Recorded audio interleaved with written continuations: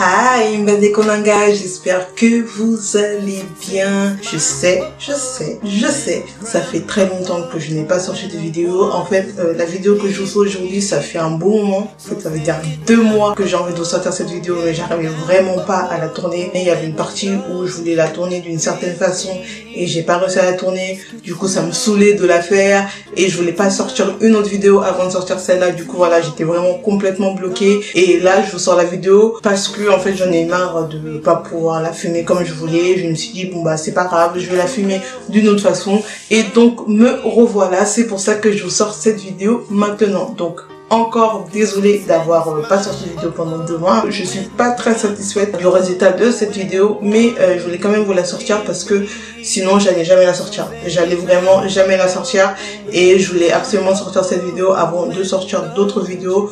Donc me revoilà. Comme je vous l'ai dit, cette vidéo, je devais la sortir il y a 2 mois. Plus exactement, je voulais sortir cette vidéo le 30 juin. Le 30 juin qui est la date de l'indépendance de la République démocratique du Congo, dont je suis l'origine, si vous l'avez toujours pas compris. Et pour ce fait, en fait, je voulais revenir sur mon parcours en tant que Congolaise née à Kinshasa. Mais j'ai passé la majeure partie de ma vie en France. Je suis arrivée en France à l'âge de 5 ans. Et je voulais un peu vous parler de mon parcours, de me ressentir par rapport à mon pays, par rapport à mon histoire, par rapport à ma langue, par rapport à l'héritage en fait que je voudrais donner à mes futurs enfants et un héritage que j'ai ou que j'ai pu en fait. Donc je voulais partager ça avec vous. Alors déjà, faut savoir que depuis que je suis partie de Kinshasa, je n'ai pas eu la possibilité de pouvoir y retourner, notamment du fait de mon statut de réfugié politique. Je vous ai fait toute une vidéo sur le statut de réfugié politique en France que je vais vous mettre un lien ici et dans la barre d'infos aussi, donc n'hésitez pas à la voir si ça vous intéresse, de savoir quelles sont les procédures à suivre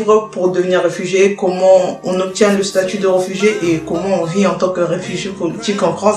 Donc n'hésitez pas, le lien sera là-haut et aussi dans la barre d'infos. Et aussi tout simplement du fait de l'image et de l'instabilité que je me faisais par rapport à mon pays. C'est ces 3 conditions-là qui ont fait que je ne pouvais pas et voulais pas retourner à Kinshasa. De toute façon, j'aurais même pas pu y aller du fait de mon statut de réfugié politique. En fait, je pourrais y aller, mais en fait, il fallait aller dans d'autres pays. Après, essayer de passer en sous-sous, en fait, faire des trucs trop bizarres. Et c'est un truc en mode, s'il y a un problème ou le moindre souci, bah, je serais bloquée. Parce que en temps normal, c'est écrit sur mon titre de voyage que je ne peux pas retourner à Kinshasa en tant que réfugié politique. Donc, voilà, comme on dit, c'est se jeter dans la gueule du loup. Et je n'avais pas spécialement envie de ce genre d'aventure. Paradoxalement, je me sentais quand même congolaise.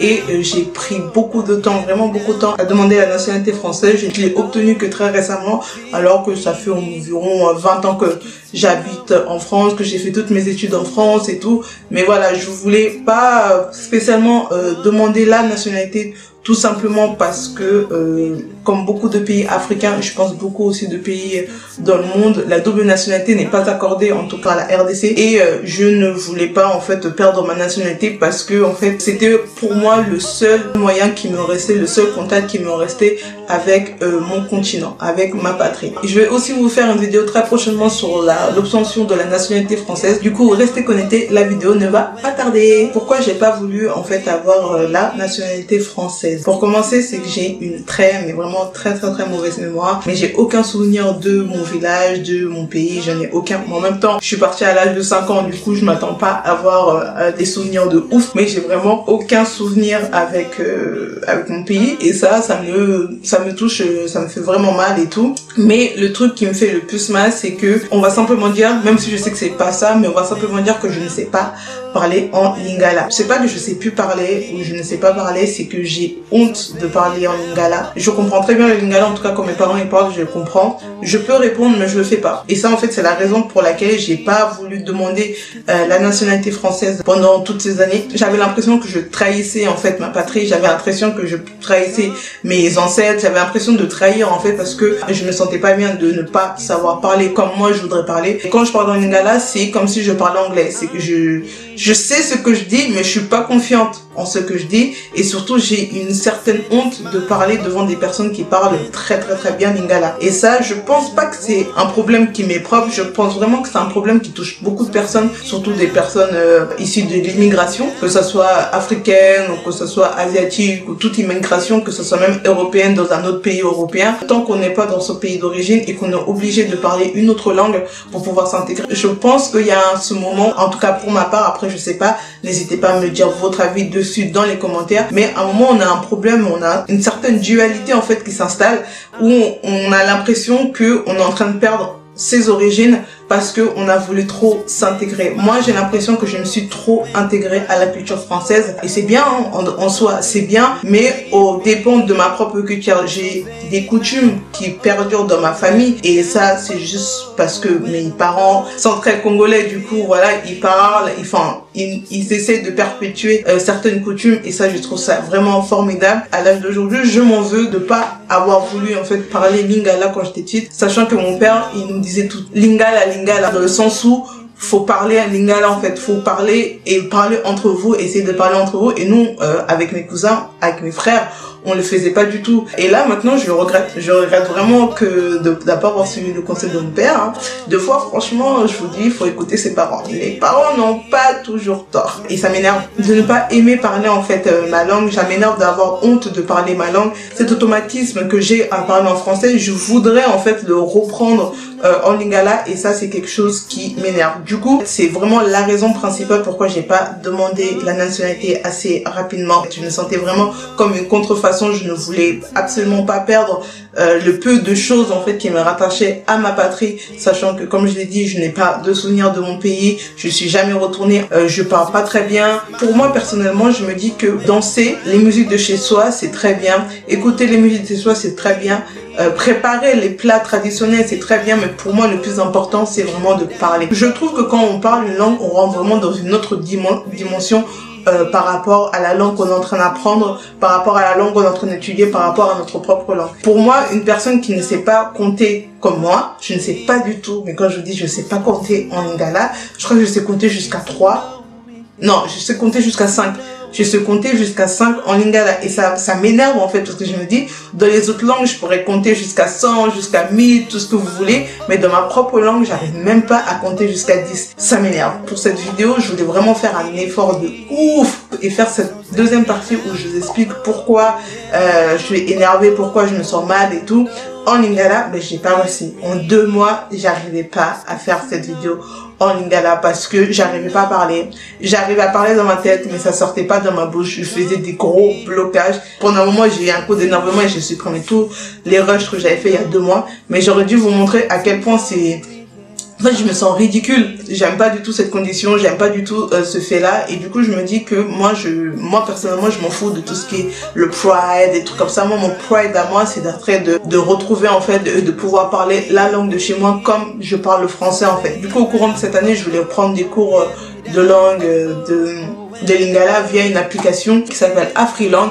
Je vous mettrai le lien dans la barre d'infos pour les personnes que ça intéresse. C'est une association en fait qui enseigne des langues africaines. Mais bon, vous connaissez, coronavirus, ça a bloqué tout le monde, voilà, on a dû faire des changements de plan. Mais en tout cas, ça c'est sûr et certain que je vais prendre des cours de lingala. Moi, j'ai aucune honte à le dire, je sais pas parler lingala et j'aimerais en fait parler lingala comme je parle français, ça c'est sûr et certain. Et surtout pour mes enfants, mes futurs enfants, je demanderai à mes parents de leur parler que en lingala. Il est hors de question que en fait mes enfants ne parlent pas la langue de chez moi parce que pour moi je trouve que parler, comme je l'ai dit, c'est vraiment important parce que pour moi si on parle pas, on finit en fait par perdre cette langue et ça devient comme les langues latines, les langues grecques, on va les appeler les langues mortes. Sauf que moi j'ai pas envie que la langue de chez moi soit une langue morte, je veux qu'elle perpétue de génération en génération, de siècle en siècle. Par exemple, moi, mes frères et sœurs, on est divisés en fait. On a les premiers, on va dire la première génération,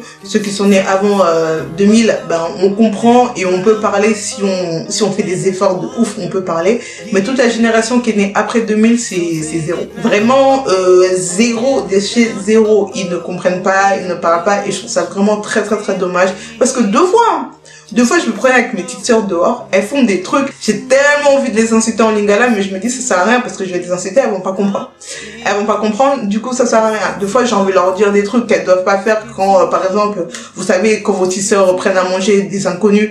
Là, vous avez envie de dire à votre petite sœur, non, faut pas le faire. On ne prend pas à manger aux inconnus, enfin, des trucs comme ça.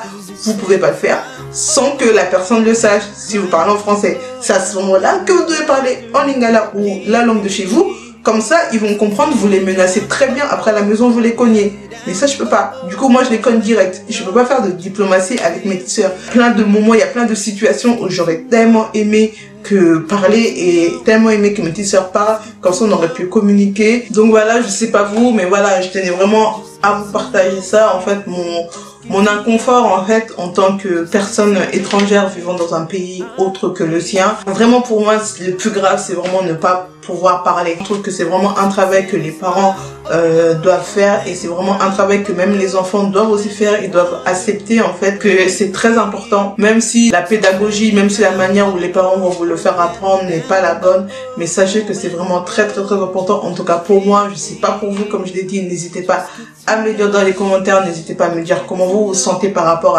à ce sujet. Mais je trouve que c'est vraiment très, très important pour une famille de pouvoir parler la langue maternelle, on va dire, la vraie langue maternelle de chez eux, parce que maintenant on peut dire que le français est une langue maternelle pour moi puisque j'ai vécu avec et j'ai grandi avec. Savoir parler sa langue maternelle, la langue de sa patrie, la langue de son pays, je trouve que c'est vraiment très très très important dans la vie d'un être humain. Ça permet en fait de se former un peu une identité et de surtout complètement appartenir à une communauté, parce que comme je l'ai dit, c'est très bien de pouvoir danser, chanter, écrire, tout ce que vous voulez, mais tant que vous parlez pas, pour moi, j'ai l'impression que vous êtes extérieur à cette communauté, vous n'êtes pas vraiment entièrement inclus à cette communauté. Donc pour moi, c'est vraiment très très très important. Dès que les choses seront remises en ordre, je vais m'inscrire pour prendre des cours, ça c'est sûr et certain.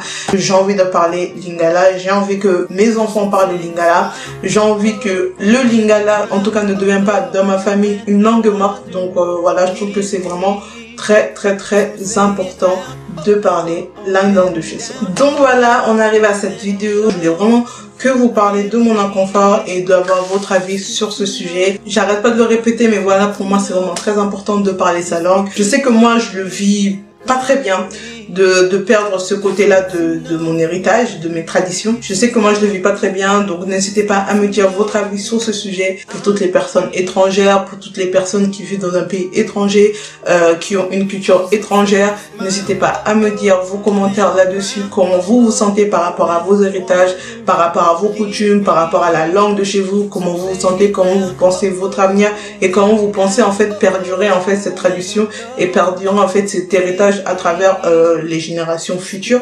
Donc n'hésitez pas à me laisser ça dans les commentaires. N'hésitez pas comme d'habitude à me suivre, à vous abonner à ma chaîne, à me suivre sur mon compte Instagram et on se retrouve à très très bientôt pour une nouvelle vidéo. Bye.